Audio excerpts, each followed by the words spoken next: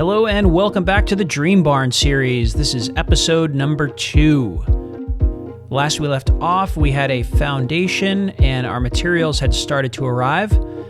This is the day our trusses came in, and we had an amazing truss delivery driver, and he was able to get into our backyard with just about 2 inches to spare before hitting our house there. A little nerve-wracking with 6,000 pounds of trusses going by your house, but he nailed it. And I don't know if you've ever seen trusses be delivered before, but I had never seen it in person, and it's pretty cool.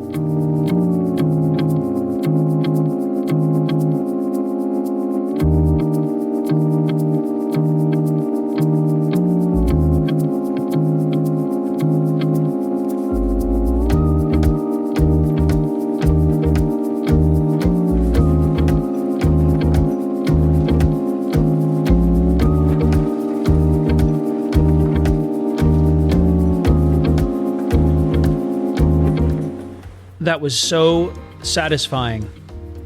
Really awesome. Those guys were just great. These are 42-foot wide trusses, and we have 30 trusses, a couple 100 pounds each, so roughly 3 tons of lumber right there. Over the next couple days, we got some more materials delivered, and I was thinking that it was going to look like more than that, but that's basically it. That's the barn right there. Now, I don't want to waste your time with a 30-part barn building series on YouTube. It's been done a million times, and I just don't have that kind of patience. So please allow me to condense the entire framing of this building into one 3-minute drone lapse.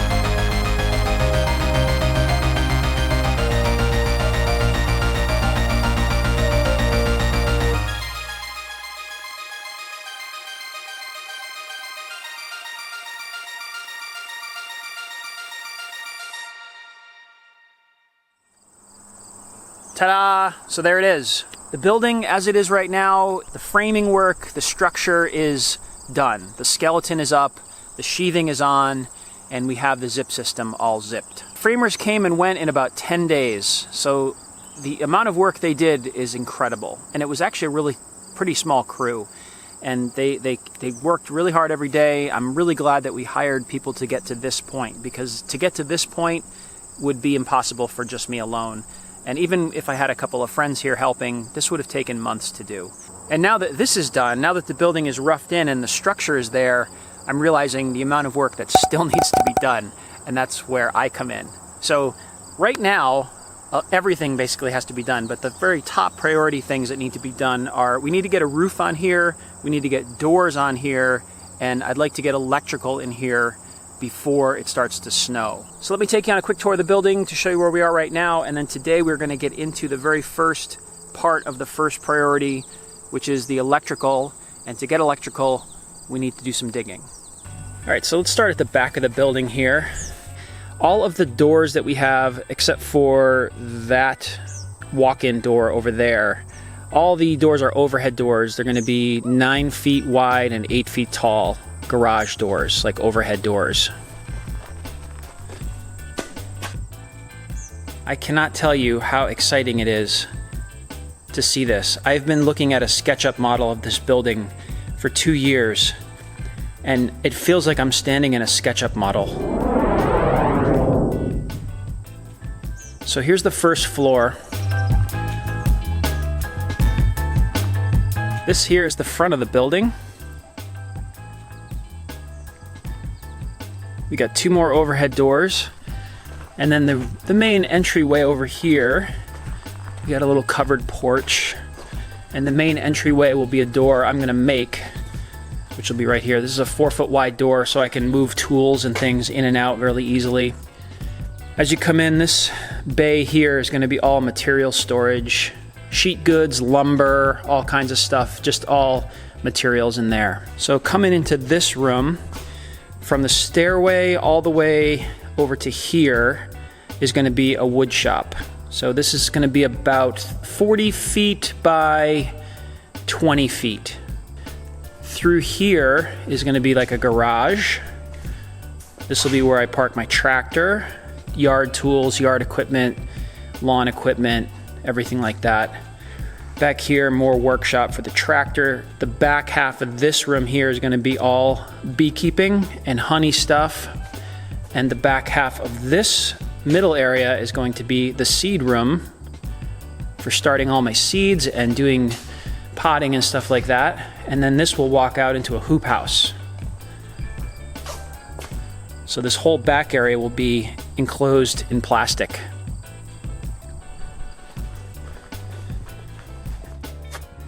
Oh yeah, and there's an upstairs.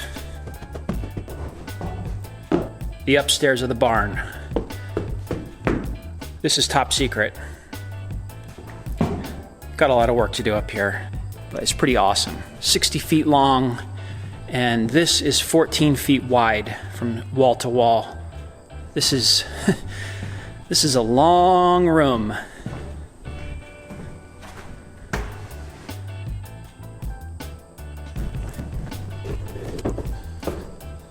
So right here at the front of the building, this is where the electrical line is going to come in, and there'll be a panel right there.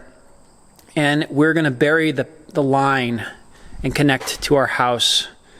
My son is over there setting up a construction zone. That's pretty funny. So the plan today is to dig a trench from here over to there. Right there. And it's got to be 3 feet deep, and we're going to bring water, electric, and propane to the building. This is what we're using. Just rented this for the day. Little backhoe, and should do the job.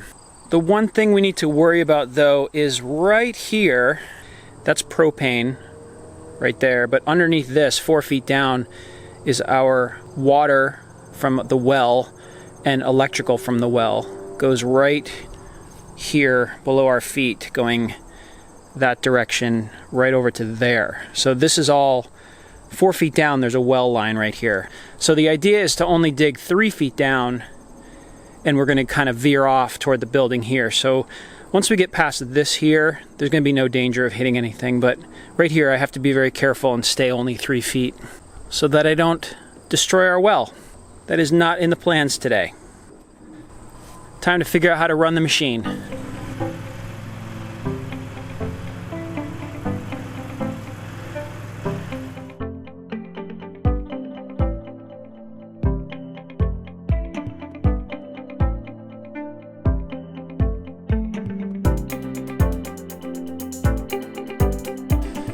All right, the little machine is pretty good. We are about halfway, and I had to stop and take a break, but that's what we have so far. That area right in there is pretty sketchy, so I didn't want to go too deep. I'm gonna have to hand dig that out, but everything else is going well. Got a few big rocks, but that's the goal today, because they're picking up the machine in about 4 hours.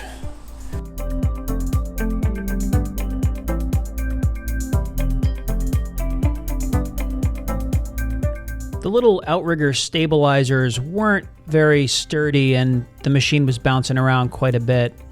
And I didn't realize till I began that when you have a hard stop on each end of your trench, you have to dig one end and then the other, and then sort of dig out the middle from the side. And that is not ideal, but it got done.